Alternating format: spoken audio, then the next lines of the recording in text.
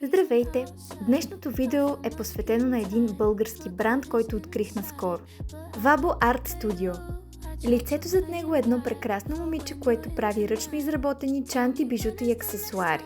За мен е удоволствие да ви покажа колко красиви неща се творят в България и смятам, че трябва да подкрепяме такива хора, тъй като те правят неща с много голяма стойност, с много любов и с внимание към детайла. Както виждате, пратката е опакована много старателно. Използвани са най-различни стикери, конфети, картички. А най-сладкият жест е, че към всяка поръчка получавате и подарък. Ръчно изработена висулка за чанта. Бих казала, че разопаковането си беше определено цяло изживяване. Едно добро предимство на ръчната изработка е това, че се работи с най-различни прежди и украшения.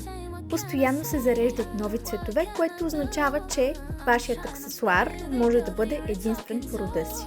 Можете да персонализирате продукта, който си поръчвате, да добавите подплата, висулка, калъф, каквото и да е друго.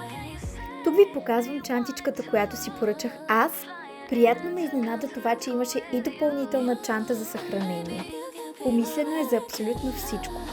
Лично аз съм голям фен на розовия цвят и ето тази блестяща прежда ме спечели от раз.